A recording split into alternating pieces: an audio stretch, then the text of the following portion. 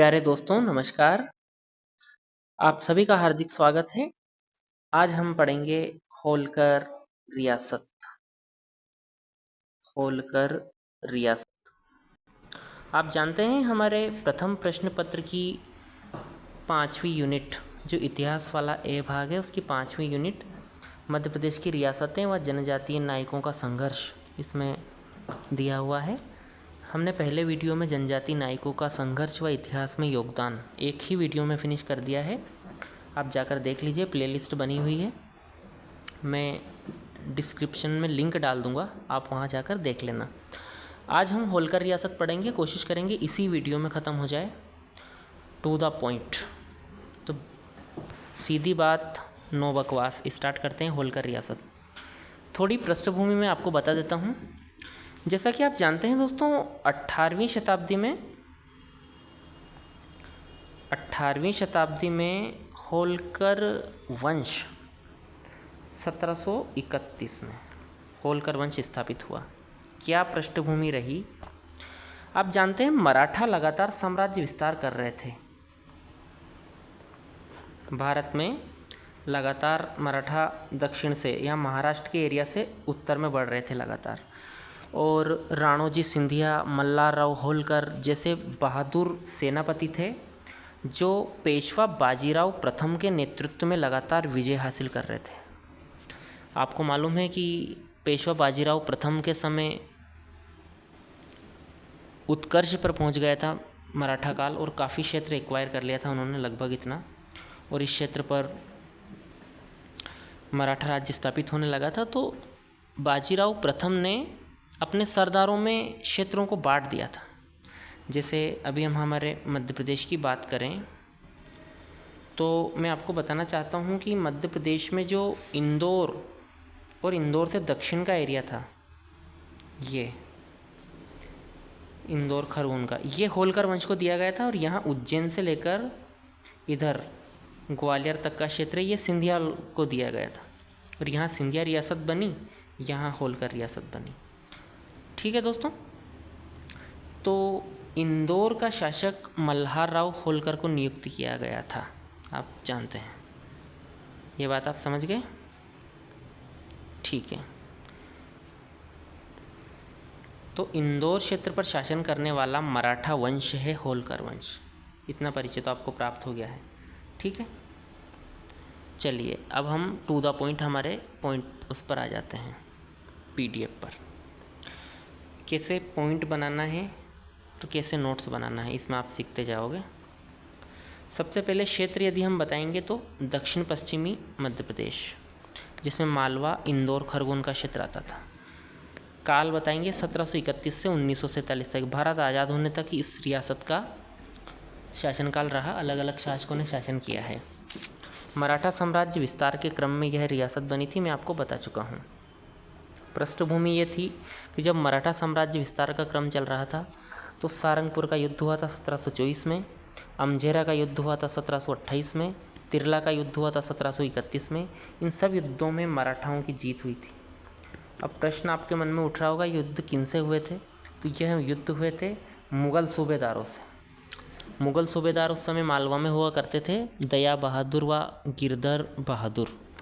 तो दया बहादुर व गिरधर बहादुर को हराया सारंगपुर, तिरला और अमझेरा के युद्ध में मराठों ने, और मालवा पर अपना नियंत्रण स्थापित कर लिया। फिर मराठा के पेशवा बाजीराव प्रथम ने अपने योद्धाओं, अपने सेना नायकों के बीच में साम्राज्य का विस्तार कर दिया था, वितरण कर दिया था। अब मल्हारराव होलकर इनमें से एक योद्धा थे, तो इनको दिया गया था, कौन सा एरिया दिया गया था? मैंने आपको मैप में बताया था, चलो एक बार और बता देता हूँ। मैप छोटा बन गया, एक बार और, चलो है ना, यहाँ से बनाते हैं मैप। तो ये एरिया दिया गया था मल्हारराव होलकर को, जो इंदौर से दक्षिण का खरगोन का जो क्षेत्र है ये दिया गया था। मान ये वाला ले लो आप, इतना। ठीक है, बाद में परिवर्तन हुआ हालांकि, लेकिन इतना क्षेत्र दिया गया था। तो मल्हारराव होलकर ने 1731 में होलकर वंश की स्थापना की। अब प्रश्न उठता है कि होलकर थे कौन? वैसे तो मराठा राज्यवंश माना जाता है। तो मित्रों, होलकर वंश को लेकर इतिहासकारों में भिन्नता है कि होलकर कौन थे। होलकर को वीरकर वंश भी कहा गया है, ये भी आप याद रखना, वीरकर वंश, तो ये भी लिख सकते हो। ऐसा माना जाता है कि ये मूलतः मथुरा क्षेत्र के निवासी थे। मथुरा उत्तर प्रदेश से ये महाराष्ट्र में चले गए थे। होल गांव, पुणे के समीप एक होल गांव है, वहाँ चले गए थे, जो नीरा नदी के किनारे स्थित है। तो होल गांव में रहने लगे थे, इसलिए इनको होलकर कहा गया था। और फिर वहाँ से महाराष्ट्र में ये शाहू जी की सेना में गए, है ना। मल्हार राव के पिता भी नौकरी करते थे, फिर मल्हार राव जी गए, तो ये मराठाओं की सेना में चले गए और वहाँ से फिर इंदौर का शासन इनको मिलता है, मल्हार राव को। अब परीक्षा के दृष्टिकोण से हम कौन कौन से शासकों को पढ़ेंगे? मल्हार राव होलकर पढ़ेंगे, अहिल्याबाई पढ़ेंगे, तुकोजी राव प्रथम पढ़ेंगे, यशवंत राव होलकर, मल्हार राव द्वितीय, तुकोजी राव द्वितीय, फिर शिवाजी राव, फिर तुकोजी राव तृतीय, यशवंत राव द्वितीय। यहाँ तक 1947 आ जाएगा और ये रियासत विलय हो जाएगी भारत संघ में। ठीक है, तो इन शासकों को पढ़ेंगे, तो एक एक करके हम इनका अध्ययन करना प्रारंभ करते हैं। तो जैसा कि आप जानते हैं 1731 में मल्हार राव होलकर ने होलकर वंश की स्थापना की थी। तो मल्हार राव होलकर इस वंश के संस्थापक माने जाते हैं। तो संस्थापक कौन है? मल्हार राव होलकर। वंश ऐसे होलकर वंश 2 मार्कर में आता है, तो वही हमने यूनिट 2 कंप्लीट की, वहाँ बहुत पढ़ाया है, बताया है, समझाया है मैंने कि कैसे आपको वंश लिखते हैं। पहले संस्थापक लिखते हैं, राजधानी लिखते हैं, काल लिखते हैं, प्रमुख शासक लिखते हैं, क्षेत्र लिखते हैं, कहाँ किस क्षेत्र पर शासन किया, ये सब हमें हेडिंग बनाकर देना होता है ताकि दूसरों से अधिक नंबर ला सकें। तो मल्हार राव होलकर को जब आप लिखोगे तो क्या लिखोगे? मराठा पेशवा बाजीराव के विश्वसनीय और बहादुर सेनापति थे, कुशल मराठा सेनापति थे, जिन्होंने इंदौर में होलकर वंश की स्थापना की 1731 में। ये इनका परिचय ऐसे देना। योग्य कुशल सेनापति थे। अब कौन कौन से युद्ध में इन्होंने वीरता का प्रदर्शन किया था, तो मैंने आपको शुरू में भी बताया था। 1724 में सारंगपुर का युद्ध हुआ था, 1728 में अमझेरा का युद्ध हुआ था और 1731 में तिरला का युद्ध हुआ था। तीनों युद्ध में मराठाओं की विजय हुई थी और मुग़ल सूबेदारों दया बहादुर व गिरधर बहादुर को पराजित करने के बाद होलकर वंश अस्तित्व में आया। अब इनकी क्या क्या उपलब्धियां रहीं, तो मुख्यतः जो मल्हार राव होलकर है उनकी सैन्य उपलब्धियां ज़्यादा है, क्योंकि उस समय साम्राज्य विस्तार पर ध्यान था मराठाओं का। तो आप सैन्य उपलब्धियों के इर्द गिर्द रहना, इनकी सैन्य उपलब्धियां बहुत ज़्यादा है। ठीक है दोस्तों, क्या क्या है चलो चर्चा करते हैं। 1737 में आपको पता है निजाम से युद्ध हुआ था, भोपाल का युद्ध। किनका हुआ था? बाजीराव प्रथम का। पेशवा बाजीराव फर्स्ट व निजाम के बीच युद्ध हुआ था, भोपाल का युद्ध, जिसमें दोराई सराय की संधि हुई थी, आप जानते हैं। उस युद्ध में इन्होंने वीरता का प्रदर्शन किया है, मराठों की तरफ से लड़े थे। 1739 में 2 साल बाद बसई की लड़ाई हुई थी, उसमें भी योगदान दिया था। 1743 में जयपुर के माधव सिंह की सहायता करी थी इन्होंने, है ना। यहाँ भी जो मुग़ल नियंत्रण व अन्य पड़ोसी राज्यों का वो था, तो वहाँ उनकी इन्होंने मदद करी थी और वहाँ से खिराज, एक प्रकार का कर, टैक्स वसूला था, तो होलकर वंश को मजबूत करा। 1748 में उत्तर प्रदेश में रोहिल्लाओं को पराजित किया ना। रोहिल्लाओं की चुनौती भी मराठों के लिए बहुत बड़ी चुनौती थी, तो उनको पराजित किया। 1752 में भाल की मुकाम युद्ध में निजाम को हराया। 1752 में भाल की मुकाम का युद्ध हुआ था, जिसमें फिर से निजाम को हराया। देखो कितने युद्ध जीते हैं। 1754 में कुम्भेरी का युद्ध हुआ। कुम्भेरी भरतपुर में है, राजस्थान के भरतपुर ज़िले में कुम्भेरी। और वहाँ जब मराठों का युद्ध होता है कुम्भेरी के राजा से, तो वहाँ इनके पुत्र खांडेराव शहीद हो जाते हैं युद्ध में, मल्हार राव होलकर के पुत्र खांडेराव। 1764 में शुजा-उद-दौला की सहायता की थी। अब 1764 आपको पता है, ये बात की बात है, इससे पहले 1761 की कर लेते हैं थोड़ी सी। शुजा-उद-दौला तो अभी ये जो आपको पता है बक्सर का युद्ध हुआ था, मैं आपको बता देता हूँ। जो भारतीय इतिहास पढ़ेंगे सब चीज़ें पढ़ेंगे हम। बक्सर के युद्ध में शुजा-उद-दौला की सहायता करी थी। आपको पता है शुजा-उद-दौला था एक तो कौन? बंगाल का नवाब, है ना, और अवध का नवाब और मुग़ल सम्राट, ये तीनों संयुक्त होकर के लड़ रहे थे, लेकिन फिर भी अंग्रेजी ब्रिटिश ईस्ट इंडिया कंपनी जीत गई थी इसमें। और बक्सर के युद्ध को ही भारत में अंग्रेजी साम्राज्य के विस्तार का प्रारंभिक पड़ाव माना जाता है, आप जानते हैं। तो 1764 में मल्हारराव होलकर भी इनके साथ थे। अब ये मराठा उस टाइम कमज़ोर पड़ गए थे। कमज़ोर पड़ने का मुख्य कारण क्या था? 1761 में हुआ था पानीपत का थर्ड बैटल।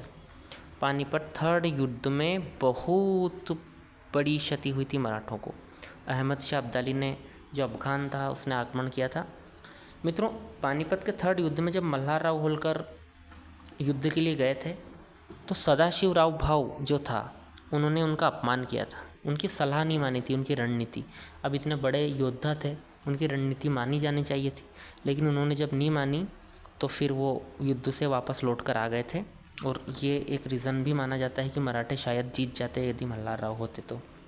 बहरहाल, जो भी रीज़न रहा हो, हमें मल्हारराव के बारे में इतनी सैन्य उपलब्धियों को याद रखना है। क्या क्या, यहीं से देख लो, एक बार वीडियो को पीछे करो, दोबारा देख लो। मल्हारराव होलकर का स्थापत्य की बात करें तो सबसे महत्वपूर्ण है इंदौर राजवाड़ा। इंदौर राजवाड़ा का निर्माण इन्होंने करवाया था मित्रों, मल्हारराव होलकर ने 1747 में स्टार्ट कर दिया था। और मल्हारगंज छावनी बनाई थी इन्होंने, मल्हारगंज। 9 परगने इन्हें दिए गए थे और वहाँ इन्होंने मल्हारगंज बनाया था। अब हम बात करेंगे बहुत ही महत्वपूर्ण शासिका अहिल्याबाई की, जिसे लोक माता भी कहा जाता है। ठीक है, तो अहिल्याबाई, देवी अहिल्याबाई 1767 में अपने ससुर के निधन के बाद शासिका बनी थी। और इनके पति का मैंने आपको बताया कुंभेरी के युद्ध में निधन हो गया था, मल्हारराव होलकर के पुत्र खांडेराव का। तो इनके सामने अपने ससुर, है ना, और इनके पुत्र का भी निधन हो गया था दोस्तों। तो अपने पुत्र, पति और ससुर तीनों को खोकर इस वीरांगना ने इस भारत की महा जो शक्ति होती है, नारी का साहस, उसका परिचय दिया, है ना। पहले सती हो रही थी अपने पति की मृत्यु पर, लेकिन अपने ससुर मल्हारराव के समझाने पर इन्होंने सती प्रथा ना अपनाते हुए और जीवन को आगे बढ़ाया और होलकर साम्राज्य को संभाला। मित्रों, इनके जीवन परिचय में आपको याद रखना है 1725 में इनका जन्म औरंगाबाद जिले के चौड़ी नामक ग्राम में हुआ था। कहाँ हुआ था? चौड़ी ग्राम में हुआ था। ठीक है, इतना याद रखना। और इनका विवाह 1733 में खांडेराव से हुआ था। अब जब ये शासिका बनती है 1767 में, तो क्या क्या चुनौतियाँ इनके सामने थी? सबसे महत्वपूर्ण चुनौती मराठा पेशवा जो राघोबा थे, उनके आक्रमण का भय था, क्योंकि वो भी साम्राज्य विस्तार करना चाहते थे। वो चाहते थे फिर से जो ये होलकर वंश है मराठा नियंत्रण में, मराठा का प्रत्यक्ष शासन यहाँ पे चले, क्योंकि मल्हारराव अब चले गए और ये महिलाएं जो राजमाता हैं, लोक माता है, ये शासन नहीं चला पाएगी। तो वो चाहते थे, तो उनको भी बड़ी कूटनीति से इन्होंने निपटाया। मराठा सरदार असंतोष था, ये तो था ही सही। चंद्रावत राजपूत की भी बहुत बड़ी चुनौती मानी जाती है। महिला शासिका के तौर पर स्वयं को स्थापित करना इनकी एक महत्वपूर्ण बड़ी चुनौती थी, इससे भी इन्होंने पार पाया है। उपलब्धियों की बात करें तो इन सब चुनौतियों पर इन्होंने खरे उतरा। इन्हें लोकमाता कहा जाता है। लोकमाता इसलिए क्योंकि पब्लिक, जनता के लिए प्रत्यक्ष जुड़कर काम किया, जनता को ही इन्होंने केंद्र बिंदु में रखा। सनातन संस्कृति में इन्होंने वृद्धि की, है ना। जो एक पाश्चात्य जो आक्रमणकारी आए थे हमारे यहाँ, अरब आक्रमणकारी, जिन्होंने मूर्ति भंजन कर दिया था, मंदिरों को तोड़ दिया था, वहाँ पुनर्निर्माण करवाया, भारतीय संस्कृति की पुनर्स्थापना की, वहाँ अन्नकूटों की स्थापना की। तो लोकमाता ने काफ़ी काम किया है। स्थापत्य की हम बात करें तो महेश्वर होलकर वाड़ा की स्थापना करी मित्रों। काशी विश्वनाथ मंदिर का जीर्णोद्धार करवाया, गंगा घाट काशी में बनवाया, महेश्वर घाट खरगोन में बनवाया, अनेक सामुदायिक भवनों की स्थापना करी, धर्मशाला, मंदिर निर्माण। हम मालवा में आप जाओगे ना तो कई कुएं, बावड़ियाँ, मैंने कुछ बावड़ियों पे उनका नाम उत्कीर्ण देखा है मित्रों, हमारे आगर मालवा ज़िले में तक। आप सोचिए, जबकि ये तो होलकर के नियंत्रण में था, सिंधियाओं के नियंत्रण का एरिया था, लेकिन यहाँ तक भी इन्होंने काम करवाया माता अहिल्या ने। तो बहुत ही महत्वपूर्ण शासिका रही है मित्रों। देवी अहिल्या पर प्रश्न बनना 100% प्रश्न और बन चुका है। तो मैं देवी अहिल्या के बारे में यहाँ मैंने इतनी चीज़ें लिखी, ये तो इनको आप विस्तारित कर ही दोगे, पर जो मैं बोल रहा हूँ इनको बहुत याद रखना। तो अगर चुनौतियों के बारे में आ जाए तो आप क्या लिखोगे कि जब इनके पुत्र मालेराव की मृत्यु हो गई थी, उसके पश्चात मराठा सरदारों का विरोध झेलना पड़ा था अहिल्याबाई को। राघोबा ने क्या किया था, अहिल्याबाई पर हमला करने की धमकी दी थी, और जिसका प्रत्युत्तर अहिल्याबाई ने बड़ी धीरता व शौर्य के साथ दिया था मित्रों, और जिसमें राघोबा ने इरादा बदलना पड़ा था। ऐसा कहा जाता है कि उन्होंने पत्र लिखकर राघोबा को कहा था कि यदि आप जीत गए राघोबा तो कोई बात नहीं, जगत कुछ नहीं बोलेगा, ठीक है आप जीत गए, मैं एक महिला हूँ, हरा करके आपको कुछ नहीं मिलेगा, लेकिन मान लीजिए अगर मेरी सेना ने आपको हरा दिया तो आप किस मुंह से जीवित रहोगे, किस मुंह से आप वापस पुणे लौटोगे, तो सोच लीजिए मुझसे आक्रमण करने से पहले। तो उन्होंने अपने अदम्य साहस, वीरता को बड़े कूटनीतिज्ञ तरीके से पेश किया और राघोबा को अपना इरादा बदलना पड़ा था दोस्तों। मित्रों, जो चंद्राकर राजपूत, चंद्रावत राजपूत थे, 1768 से लेकर 88 तक इनकी भी बहुत बड़ी चुनौती मानी जाती है, जिनका दमन भी अहिल्याबाई ने बड़ी कुशलता से किया था। अन्य उपलब्धियों की यदि हम अहिल्याबाई की बात करें, आप सुनते रहिए, याद कर लीजिए, थोड़ा थोड़ा नोट करना चाहो तो नोट भी करते जाइए, मैं आपको बोल रहा हूँ। इनके कुछ विशेषण लिख लीजिए, आप जब उत्तर शुरू करो 2-4 विशेषणों को ऐसे ठोको, परीक्षक जो है आपका कॉपी चेकर वो प्रभावित हो जाए। जैसे न्यायप्रिय, कुशल नेतृत्वकर्ता, दिव्य गुणों की धनी, साहसी, धर्मपरायण, शिवभक्त, प्रजापालक, निर्बल हृदय की स्वामिनी देवी अहिल्या, ये सब आप नोट कर लीजिए। तो यहाँ से शुरुआत करना उनके, है ना। उनको आज भी मालवा निमाड़ अंचल में देवी के रूप में याद किया जाता है दोस्तों, कितनी बड़ी बात है। और यह उपलब्धि हर किसी को, इंसान जब भगवान का दर्जा ले लेता है तो उसके पूरे जीवन भर में किए गए कृत्यों का सत्यापन हो जाता है कि कितने अच्छे काम उन्होंने किए होंगे। तो देवी अहिल्या ने इतने काम किए जीवन भर।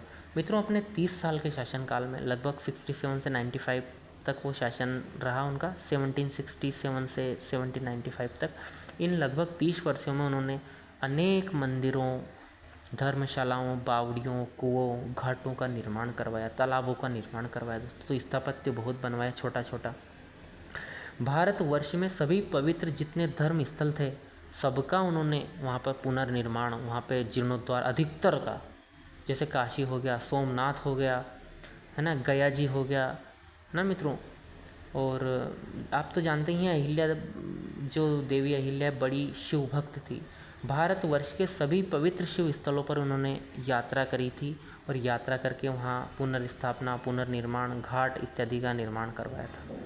मध्यकाल में मुस्लिम आतताइयों ने जिनको खंडित कर दिया था, उन मंदिरों का पुनर्निर्माण करके भारतीय संस्कृति की पुनर्स्थापना में माँ अहिल्या, देवी अहिल्या का महत्वपूर्ण योगदान है। और सोमनाथ, विश्वनाथ, बद्रीनाथ, केदारनाथ जैसे मंदिरों पर उनके उपस्थिति के, उनके दान करने के प्रत्यक्ष साक्ष्य आपको मिल जाएंगे, वहाँ पर उत्कीर्ण किया हुआ है। गया जी में उन्होंने अष्टपदी मंदिर का निर्माण करवाया था, है ना। महेश्वर के निकट जहाँ अपनी राजधानी थी, महेश्वर को राजधानी बनाया था मित्रों उन्होंने, और वहाँ सुंदर घाटों का निर्माण करवाया। आज भी आप जाकर देखिए। बनारस में भी इन्होंने मणिकर्णिका घाट बनवाया था दोस्तों। काशी में, गया में अष्टपदी का मैं आपको बता चुका हूँ। अपनी राजधानी को इन्होंने इंदौर से महेश्वर स्थानांतरित किया था, महेश्वर किले का निर्माण करवाया था। महेश्वर साड़ी उद्योग की स्थापना में माँ अहिल्या का महत्वपूर्ण योगदान है दोस्तों। और ये हिंदू त्योहारों को मनाती थी, दान देती थी बड़ी संख्या में, जाति पाति ऊंच नीच से उठकर न्याय व्यवस्था को इन्होंने स्थापित किया ना। प्रजा पालन के इतने काम किए, ऐसे ही कोई देवी नहीं बन जाती। मैं ये जो चर्चा कर रहा हूँ ना, आपको कंठस्थ होनी चाहिए। आपको लिखने की क्यों ज़रूरत पड़े भाई, क्यों नोट्स बनाओगे जब इतने बड़े शासक हैं ना। कुछ शासकों को तो आप ऐसे ही याद कर लीजिए दोस्तों, रट लीजिए, कंठस्थ कर लीजिए। अगर ये आ जाए तो इनको 10 में से 10 नंबर आपको देने के लिए मजबूर हो जाना चाहिए परीक्षक। तब तो आपका आंसर देवी अहिल्या पे हो, तब तो उनका सम्मान होगा। ठीक है मित्रों, तो आपको ऐसे याद करना है ना। कुछ शासक ऐसे ही हुए हैं महान, उन पर। शिवभक्त के रूप में अहिल्या दार्शनिक रानी कहलाती है मित्रों। और चतुर्थ प्रश्न पत्र में उनको आयोग द्वारा जोड़ा गया है, तो इनके महत्व को आप नकार नहीं सकते। नकारना तो दूर है, इनको कम भी नहीं आंक सकते, बहुत आपको लेना होगा। शिव भक्त के रूप में, दार्शनिक रानी के रूप में इनका बहुत ही महत्वपूर्ण योगदान है मित्रों। ये है ना, जो कोई भी फैसला सुनाती थी तो शिवलिंग अपने हाथ में रखती थी, बेलपत्र शिवलिंग अंकित होता था इनके जो मुद्रा थी उन पर भी। ठीक है मित्रों। और एक ट्रस्टी के तौर पर इन्होंने काम किया है, मंदिरों का जीर्णोद्धार करवाया है। और न सिर्फ एक शिव भक्त बल्कि अच्छे राजनीतिज्ञ के रूप में भी देवी अहिल्या की कूटनीतिज्ञता, मैंने आपको राघोबा का केस बताया। अंग्रेज़ों के लिए भी इन्होंने बहुत अच्छी, एक इनका स्टेटमेंट था कि अंग्रेज़ों के साथ निकटता बढ़ाना भालू के साथ निकटता बढ़ाने जैसा है। अन्य पशु को तो भी किसी न किसी युक्ति से मारा जा सकता है, लेकिन भालू को मारना थोड़ा कठिन होता है। तो ये स्टेटमेंट था देवी अहिल्या का। आप सोच सकते हैं कितनी कूटनीतिज्ञ थी। अहिल्याबाई की कूटनीतिज्ञता का एक अन्य उदाहरण मित्रों राघोबाग पर जो इंदौर की चढ़ाई का है, वो आप ज़रूर याद रखना, उसे लिखना, ठीक है। उन्होंने कहा था कि आप जैसे वीरों का यह धर्म नहीं है कि आप एक अबला पर चढ़ाई कर दो, फिर भी मैं तो तैयार हूँ, मैं हार गई तो कुछ नहीं, लेकिन आप हार गए तो फिर ठीक है। तो ये स्टेटमेंट याद रखना। और फिर सिंधिया के साथ संबंधों को लेकर भी काफ़ी, है ना मित्रों, अहिल्याबाई होलकर के समय महादजी सिंधिया का जो उज्जैन केंद्र पर मुख्यालय था, तो यहाँ पड़ोसी राज्य के नाते प्रतिद्वंदिता बन जाती है कई बार, लेकिन उनसे भी उन्होंने बहुत अच्छा संबंध रखा। कुल मिलाकर के अहिल्याबाई एक महान शासिका थी। और जॉन माल्कम ने अपनी कृति मेमोरी ऑफ मालवा, आप नोट कर लीजिए, मेमोरी ऑफ मालवा में उन्होंने लिखा है अहिल्याबाई के लिए कि जो कुछ कहा गया है निसंदेह ठीक है, उसमें संदेह का कोई स्थान नहीं है। वास्तव में यह अद्वितीय व असाधारण मूर्ति थी, उनको अभिमान छू तक नहीं पाया। धर्म में कट्टर होते हुए भी सहनशीलता की उज्ज्वल प्रतिमा थी देवी अहिल्या। तो ये माँ अहिल्या की हमने बात कर ली। अब हम अहिल्या जी के बाद तुकोजीराव प्रथम शासक बनते हैं, तो उनके बारे में चर्चा करेंगे। तो तुकोजीराव का शासनकाल कैसा रहा मित्रों? 1795 से 1797 तक वो शासक बनते हैं। ये अहिल्याबाई के सेनापति थे मित्रों, तुकोजीराव प्रथम। और तुकोजीराव प्रथम सफल शासन संचालन करने के लिए जाने जाते हैं। भरतपुर से खांडेराव का बदला इन्होंने लिया था। कुंभेरी के युद्ध में जो खांडेराव, तो वहाँ आक्रमण किया था इन्होंने, रोहिल्लाओं को भी पराजित किया था। तो ये 3-4 उपलब्धियाँ आप तुकोजीराव प्रथम की याद रखना। बाकी इन्होंने अन्य राजनीतिक प्रशासनिक सुधार भी किए थे। सेना को इन्होंने आधुनिकीकरण किया था मित्रों, तो ये भी आप याद रखना।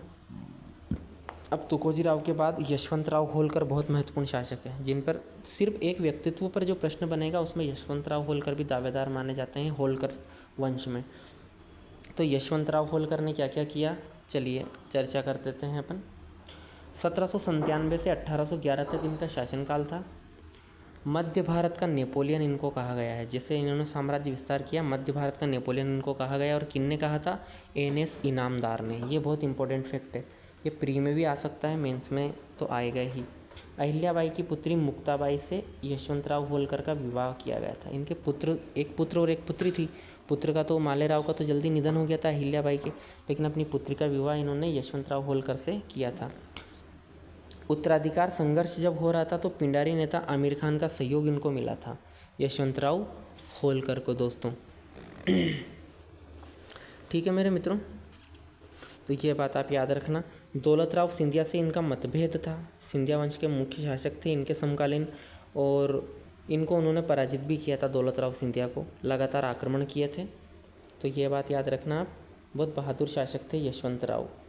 इनकी उपलब्धियों की बात करें तो इन्होंने दौलतराव सिंधिया व पेशवा दोनों की संयुक्त सेना को तक हरा दिया था दोस्तों। दूसरे आंग्ल मराठा युद्ध में इन्होंने बहुत महत्वपूर्ण योगदान दिया था मराठाओं की ओर से।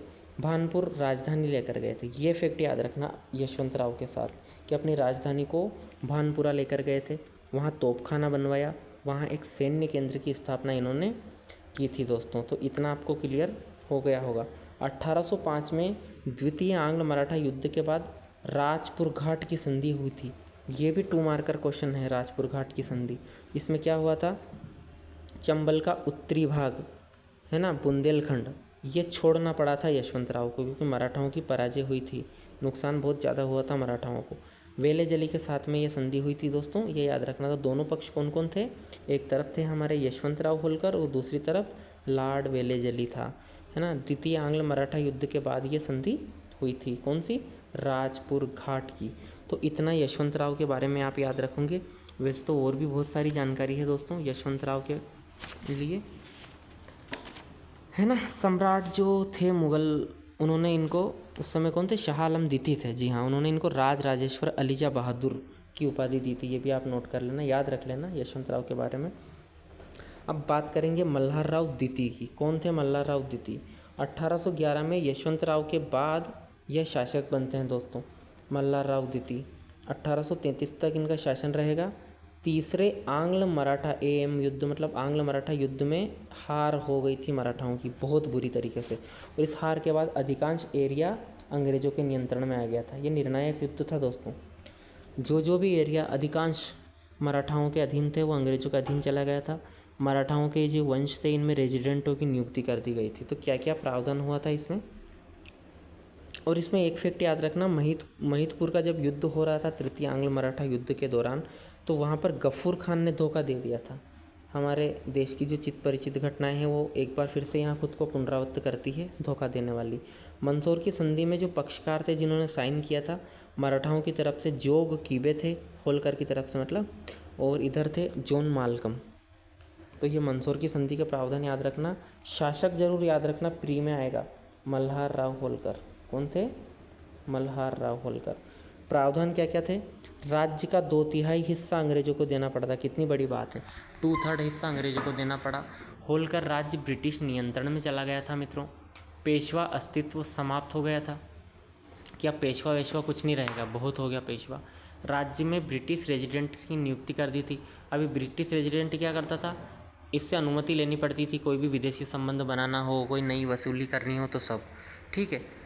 और राजस्थान में वसूली का अधिकार भी अंग्रेजों को, देखो राजस्थान का जितना भी भरतपुर का क्षेत्र मराठाओं के अधीन था ना, उसको वहाँ के वसूली के अधिकार भी अंग्रेजों को मिल गए। मराठा राजदूतों की नियुक्ति भी स्वयं नहीं कर सकते थे, वो भी क्या होता था, वो भी रेजिडेंट की अनुमति लेने के बाद ही होता था। तो ये भी याद रखो। अब 1844 से जो शासक बनते हैं महत्वपूर्ण, वो थे तुकोजीराव द्वितीय, जिन्हें जसवंत राव भी कहा गया। इनको पढ़ना, क्योंकि ये 1857 की क्रांति के समय शासक थे और बहुत लंबा शासनकाल इनका रहा है, 1844 से लेकर 86, मतलब कितना, 36 और 6 लगभग 42 ईयर। तो लंबा शासनकाल रहा, और इंदौर के विकास में भी काफ़ी योगदान है इनका, क्योंकि अंग्रेज़ों के साथ मिलकर। अब 1818 में जब अंग्रेज नियंत्रण आ ही गया, तो इन्होंने सोचा कि क्यों ना जनता का जो काम है वो अंग्रेज़ों के साथ मिलकर ही शासन हम करेंगे, नियंत्रण इनका रहेगा, लेकिन हमें अल्टीमेट जो हमारा लक्ष्य है वो क्या है, जन कल्याण। तो जन कल्याण के लिए ये लगे रहे। तो इनकी उपलब्धियाँ भी हम याद रखेंगे तुकोजीराव द्वितीय की। मित्रों, सबसे महत्वपूर्ण इनके समय की घटना है 1857 की क्रांति। इसमें क्या था, 1 जुलाई 1857 को रेजिडेंसी पर हमला जब हुआ, तो ये परोक्ष रूप से साथ दे रहे थे क्रांतिकारियों का, प्रत्यक्ष रूप से तो नहीं दे रहे थे। प्रत्यक्ष रूप से तो अंग्रेजों के साथ थे, लेकिन अप्रत्यक्ष रूप से ये क्रांतिकारियों का साथ दे रहे थे। दूसरा है ब्रिटिश रेजिडेंट हैमिल्टन व लॉर्ड गेलिंग की इन्होंने प्रशंसा की थी, ठीक है। तो ये बात भी आप याद रखेंगे। प्रशासनिक व सामाजिक उपलब्धियाँ यदि हम देखें तो उनमें क्या क्या, इनकी प्रशासनिक सामाजिक उपलब्धियाँ बहुत ज़्यादा थी। देखो इन्होंने 40-42 साल शासन किया यार, बहुत जीर्णोद्धार कर दिया, इंदौर का विकास कर दिया। तो याद तो आपको रखना पड़ेगा ना इनको, किनको, तुकोजीराव सेकंड को, जसवंत राव को, है ना। क्या क्या काम किया प्रशासनिक सामाजिक उपलब्धियों में इनकी, इंदौर खंडवा रेलवे लाइन, उस समय डलहौजी आ गया था, और डलहौजी ये काम कर रहा था, आपको पता है, रेल, डाक, तार, संचार सब, तो वो उन्होंने करवाया। मित्रों, इन्होंने टी माधवराव को दीवान बनाया था अपना, बहुत ही विद्वान आदमी थे ये, और इन्होंने ऐसी ऐसी कला बताई कर वसूलने की, जहाँ जहाँ फॉल्ट था ना उनको सबको दूर करके कर वसूलने लगे। तो 22 लाख रुपए कर आता था, 5 करोड़ पहुंचा दिया। गजब रे माधवराव, तुमने तो तुकोजीराव का नाम रोशन कर दिया। फिर क्या, तकाबी ऋण किसानों का है ना, तकाबी ऋण लगाया इन्होंने किसानों को, उनसे वसूलना। तकाबी ये तो एक प्रकार का ऋण होता है, जो मतलब फैसिलिटी प्रोवाइड करवाई जाती है कृषि करने के लिए, तो वो भी दिया था, ये भी सुविधा दी हुई जिससे कृषि की आय बढ़ी। पंचायत पद्धति का सफल संचालन, देखो यहाँ पे भी हम विकेंद्रीकरण, यहाँ इतना पुराना था हमारा, है ना। न्याय व्यवस्था में सुधार किया, लिंग समानता पर बल दिया, व्यापार उद्योग की उन्नति की। आधुनिक इंदौर की आधारशिला किसने रखी, तुकोजीराव होलकर। याद रखना, आधुनिक इंदौर के निर्माता किसे कहा जाता है। 1867 में स्टेट कपड़ा मिल की स्थापना की, विभिन्न विभागों का गठन किया, है ना। ये पोर्टफोलियो सिस्टम इन्होंने लागू किया, है ना। कानून निर्माण किया, इंदौर खंडवा रेलवे लाइन का निर्माण किया। प्रिंस ऑफ वेल्स इनके समय इंदौर आए थे। कई प्रख्यात व्यक्तित्व भी आए थे, तो ये याद रखना। इनके आर्थिक सुधारों की यदि हम बात करें तो राजस्व वसूली हेतु इन्होंने सायर विभाग की स्थापना की थी। कौन से विभाग की? सायर विभाग की। इंदौर खंडवा रेलवे लाइन की स्थापना हेतु 1 करोड़ रुपए दिए थे अंग्रेजों को ब्याज से, कि करो अब आपकी तरफ से स्थापना, मैं उधार देता हूँ। कोर्ट स्टाम्प भी चलाए थे, कोर्ट फी स्टाम्प, है ना, जहाँ से फिर इनकी इनकम जनरेट हुई। सर देशमुखी से 1 लाख रुपए वार्षिक कर लेने वाले ये होलकर वंश के प्रथम शासक माने जाते हैं। जंगल खाता विभाग खोला गया, है ना, जिसमें भूमि, उपज, वन इत्यादि का हिसाब किताब। अनावश्यक पृथक जागीरों की जब्ती कर ली। पहले दे देते थे ना इनाम में जागीर, कोई उत्पादन नहीं हो रहा तो उनका सबका। तो माधवराव की सहयोग, जो टी माधवराव साहब थे ना, उनके सहयोग से बहुत अच्छा काम किया। इनकी विदेश नीति भी बहुत महत्वपूर्ण है। यदि तुकोजीराव द्वितीय का आता है तो आप क्या लिखोगे? बड़ौदा राज्य में हस्तक्षेप किया। वहाँ पे क्या था? जमनाबाई का एक स्थानीय शासक था मल्हार राव, उनका नाम मल्हार राव था, ये इनको मत समझना। उनके विरुद्ध समर्थन किया था और टी माधवराव को बड़ौदा का प्रधानमंत्री बना दिया था इन्होंने, कि जाओ बड़ौदा को संभालो, तो वो संबंध अच्छा बनाया। धार की सहायता व सुरक्षा इन्होंने की। मैसूर में पूर्ववर्ती हिंदू राज का समर्थन। देखो मैसूर में जो राज्य था, है ना, वो पूर्ववर्ती हिंदू राज्य, उनका जो कॉन्फ्लिक्ट हुआ था उसमें भी इन्होंने समर्थन किया था हिंदू राज्य का। अब शिवाजी राव होलकर शासक बने थे होलकर वंश के 1886 से 1903 तक। अब इनका क्या क्या योगदान है देखिए। शिव विलास महल, सुख विलास महल, दरियाव महल, इनका स्थापत्य में ज़्यादा योगदान है ना, वैसे तो विकास में भी है। लाल बाग पैलेस, ये 4 याद रखना। शिवाजी राव होलकर आए तो स्थापत्य बताओगे। शिव विलास, सुख विलास, दरियाव महल, लाल बाग पैलेस। लाल बाग पैलेस तो बहुत ही प्रसिद्ध है। इंदौर में तकनीकी संस्थान बनवाया था 1889 में, जिसमें क्या होता था? इंजीनियरिंग, साइंस, जिस टाइप की शिक्षा उस समय, भाई साहब बहुत पुरानी टाइम, उच्च शिक्षा संस्थान की स्थापना इन्होंने कर दी थी, क्योंकि अंग्रेज से मिलकर काम कर रहे थे ना। तुकोजीराव अस्पताल का निर्माण इन्होंने करवाया था। तो ये शिवाजी राव की उपलब्धियाँ याद रखना। अब हम तुकोजीराव होलकर थर्ड की बात करेंगे। इन्होंने क्या क्या किया? 1903 से 1926 तक इन्होंने शासन किया। इन्होंने भी बहुत महत्वपूर्ण काम करे थे। क्या क्या? कर सुधार, न्याय, शिक्षा, वन, चिकित्सा आदि विभागों का पुनर्गठन किया। तुकोजीराव होलकर जो तृतीय है ना, ये भी बहुत इंपॉर्टेंट है, इनको मत भूल जाना। उनका काल है 1903 से 26 तक, जिस दौरान हमारे यहाँ लॉर्ड मिंटो थे, कर्जन मिंटो, रीडिंग वगैरह ये जो थे ना, चेम्सफोर्ड इत्यादि के टाइम पे ये रहे हैं, तो उनसे मिलकर के काम करवाया। कर सुधार, न्याय, शिक्षा, वन, चिकित्सा सब विभाग, बिजली कारखाना, सड़क निर्माण विभाग सब बनवाए। क्षय रोगियों हेतु सेनेटोरियम बनवाया, नवरत्न मंदिर बनवाया, विधवा विवाह कानून लेकर आए। कितना काम किया भाई साहब, बहुत सुधार किया है होलकर ने भी इन्होंने। PDF से नोट्स बना लीजिए, याद रख लीजिए। और आखिरी शासक थे यशवंतराव होलकर 1926 से 48 तक, और इनके समय ही विलय हो गया था रियासत का। इनकी क्या क्या है? भारत की स्वतंत्रता हुई इस समय, रियासतों का एकीकरण सरदार पटेल कर रहे थे, तो इन्होंने भी सहर्ष विलय कर दिया अपना। 1 जनवरी 1950 को भारत संघ में विलय हुआ और इसे मध्य भारत का हिस्सा बनाया गया था, जो कि पार्ट B स्टेट था, आपको पता ही है। अब होलकर प्रशासन की हम यदि बात करें तो इसको थोड़ा समझ लेते हैं, ताकि अगर प्रशासन पे प्रश्न आता है तो मित्रों, जो प्रशासन था वो परगनों में विभाजित था। अलग अलग परगने बना रखे थे, है ना। परगना मतलब एक राज्य मान लीजिए आप, है ना, एक बड़ा जिला। प्रमुख थे परगनों के, उनको कहते थे कमाविजदार। एक परगना का मालिक कौन था? कमाविजदार। और ये परगना प्रमुख प्रशासनिक इकाई थी, परगने, है ना, मतलब जिले मान लो आज के, ये सही रहेगा। कार्य था शांति व्यवस्था बनाए रखना। किनका? कमाविजदार। क्या क्या करता था? इन्हें लॉ एंड ऑर्डर मेंटेन करना, न्याय का काम करना, सामाजिक आर्थिक विकासात्मक काम करना। कमाविजदार की सहायता कौन करते थे? मजूमदार।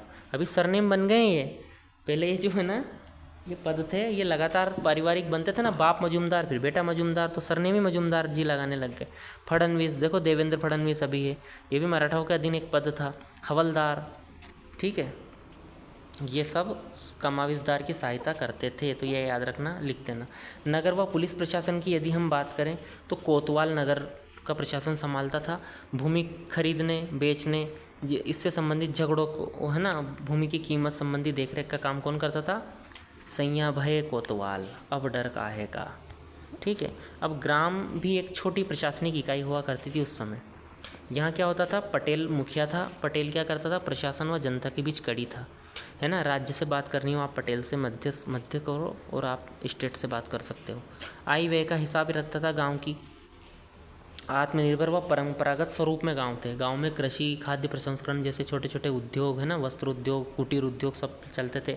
पटेल के नीचे कुलकर्णी हुआ करते थे मित्रों, ठीक है, तो उनका सहयोग करते थे। अन्य ग्रामीण अधिकारियों की बात करें तो चौकीदार, पटवारी भी गांव में हुआ करते थे। यह भी आप याद रखना। प्रशासन ऐसे समझाना बिल्कुल मज़ा आ जाए। 1909 में पंचायत विधान बने थे। आपको पता है किसने बनाया था 1909 में पंचायत विधान, है ना, अपने शासक थे ना तुकोजी राव जी थर्ड, उन्होंने बनाया था, ठीक है। तो विधान बने थे 1919 में, नगर पालिका विधान बने थे, तो उनके द्वारा यहाँ पे शासन चल रहा था। अब हम होलकर वंश की कला व स्थापत्य पर थोड़ी सी चर्चा कर लेते हैं। तो क्या था कला व स्थापत्य, ज़्यादा कुछ नहीं है, आप याद रखना। मल्हारगंज, आपको पता है मल्हार राव होलकर ने 9 परगनों को मिलाकर मल्हारगंज की स्थापना करी थी, तो इसको बता देना। राजवाड़ा, मल्हार राव होलकर ने बनवाया 1748 में, ठीक है। 5 मंजिला लकड़ी पत्थरों से बनी इमारत है ना राजवाड़ा। घूम कर आ जाना, सब लिख देना उनके बारे में। राजवाड़ा सर्च कर लेना गूगल पर, थोड़ा देख लेना, थोड़ी कलात्मक तरीके से लिखना। महेश्वर का किला, छत्री बाग। अब छत्री बाग देखो, एक और एक महत्वपूर्ण स्थापत्य विशेषता अगर इनकी देखें ना अपन होलकरों की, तो छत्री परंपरा बहुत ज़्यादा है ना। सिंधियाओं की छत्री, होलकरों की छत्री, ये छत्री के लिए जाने जाते हैं, तो ये भी याद रखना। छत्री बाग में छत्रियाँ हैं। भानपुरा बसाया था यशवंतराव होलकर ने, राजधानी बनाई थी। पंडरीनाथ मंदिर, है ना। लाल बाग पैलेस, पंडरीनाथ मंदिर मल्हारराव होलकर द्वितीय ने बनवाया था, ठीक है। लाल बाग पैलेस शिवविलास, उनने जो अपने शिवाजीराव होलकर, शिवविलास, सुखविलास, दरियाव, ये सब ये चारों उन्होंने बनवाया था। संस्कृत महाविद्यालय किस होलकरों का है। अहिल्या आश्रम, छत्री बाग, छत्री निर्माण कला बहुत प्रसिद्ध हुई थी। ये इनके स्थापत्य थे, इनको भी आपको विशेष रूप से स्मरण रखना है। ये टू द पॉइंट डाटा मलाई मलाई आपको मैंने दी है। क्या दी है, मलाई मलाई। तो इसको खा के पौष्टिक हो जाओ। थोड़ा एडिशनल नोट्स बनाना चाहो तो सुन सुन के जो बातें मैंने बोली ना उनको ऐड कर लो, पर इतना रिवीजन के लिए ज़रूर बना लो। जो मैंने बनाया है ना, इसको पॉज करके देखो, इनको बना लो। मैं सर कर रहा हूँ, आप कहीं पॉज करते जाओ और बना लो इसको, ठीक है। इतना तो बहुत ज़रूरी है। बाकी एक्स्ट्रा चीज़ें मैं अभी रिवीजन करता रहता हूँ, ऑडियो सुनता रहता हूँ, वीडियो देखता रहता हूँ, तो याद आ जाता है ना अपना ही वीडियो। तो अब आप भी इसको देखो, कंठस्थ कर लो बिल्कुल। हमें अगर तोड़ना है, पीएससी को फोड़ना है, तो संघर्ष तो करना पड़ेगा। मैं थका हुआ हूँ इस समय, फिर भी रिकॉर्ड कर रहा हूँ। मेरी एनर्जी से आपको फील हो जाता होगा कभी कभी, लेकिन मैं एकाग्रता बनाए रखता हूँ अपनी। कोशिश ये करता हूँ कि आपको अच्छा वीडियो दे सकूं। तो अब मुझे अनुमति दीजिए, अगले वीडियो में फिर से मिलेंगे किसी दूसरी यूनिट के वीडियो में, है ना। तो तब तक के लिए, और लाइक कर दीजिए, शेयर सब्सक्राइब वगैरह सब कर दीजिए, दोस्तों को पहुंचाइए, उनको भी शेयर कीजिए। ग्रुप में डाल दो, बड़े बड़े ग्रुप में आप लोग जुड़े हुए होंगे टेलीग्राम के, उनमें शेयर कर दो। बेचारा कुछ 1-2 लोगों का आपकी वजह से भला हो जाएगा, तो क्या नुकसान है। कर भला तो हो भला। यदि आप इंसानों की मदद करेंगे तो परमात्मा, ऊपर वाला ईश्वर आपकी मदद करेगा। तो इसी अच्छे विचार के साथ में अब अनुमति दीजिए। बाय बाय, जय श्री राम, टेक केयर।